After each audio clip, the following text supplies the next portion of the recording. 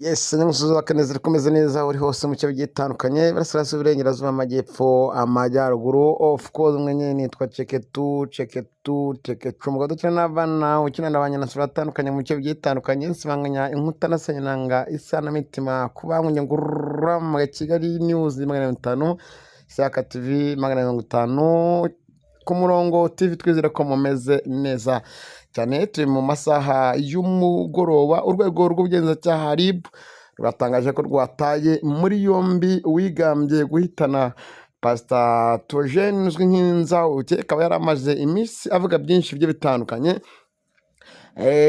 Souvenir nawe mu kanya gatoya turika rya gaze ryaturitse mu nzu bimwe birashya birakongoka. Jean Paul Nkundineza nawe yajuririye urukiko ku gihano cy'imyaka igera muri 3 yari yarakatuwe n'urukiko.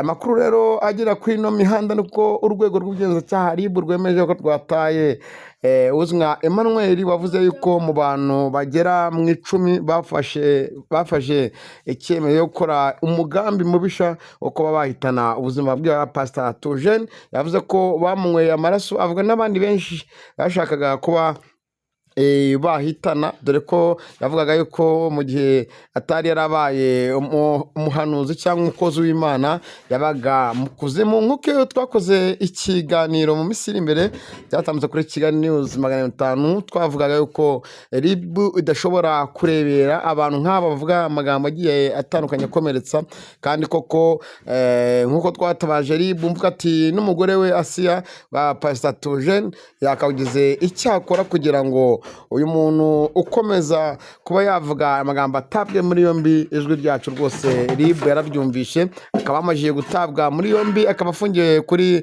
station ya RIB ya Kacyiru. Yakamwana nawe akaba yamajiye kugera hanze, akaba yafunguwe nyuma yuko nawe yari yatawe muri yombi.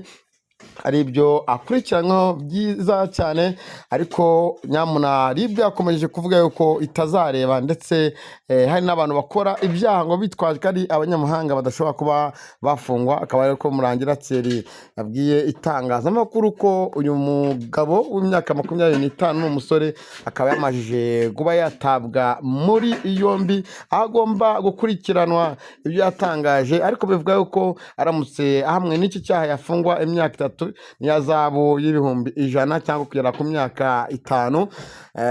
Bamwe birirwa kuri YouTube bavuga byinshi bitandukanye, abandi bakavuga byinshi bigiye bitandukanye, bazi ko nyamara nta cyaha kirimo, nta ngaruka byagira. Ariko ubu ngubu tayari yamaje gutabwa muri yombi, aho RIB ngimubaza yavugaga yuko ashaka kwamamara akaba umusitari. Nyamuna kwamamara akaba umusitari, kwamamara ukaba umusitari nta bikorwa byiza bizima ukora, nta magambo meza uvuga, ari amagambo yo kuba atarabarimo isanamitima, ari amagambo y'iyicarubozo. Burya hari n'ukuntu umuntu avuga ugahita wumva yuko akoze icyaha, ndetse kandi iki cyaha akaba washaka kumva yuko atafungwa, nyamara RIB yemeje ko yamaje kumuta muri yombi. Ngaho rero ni breaking news, ni amakuru nari nkuzaniye, ariko muri video ntoya mu gace gatoya umva ko nari nisabiye inzego bireba zigiye zitandukanye ko n'umuntu yamara gutabwa muri yombi, akaba yamaje gutabwa muri yombi. Mukore subscribers,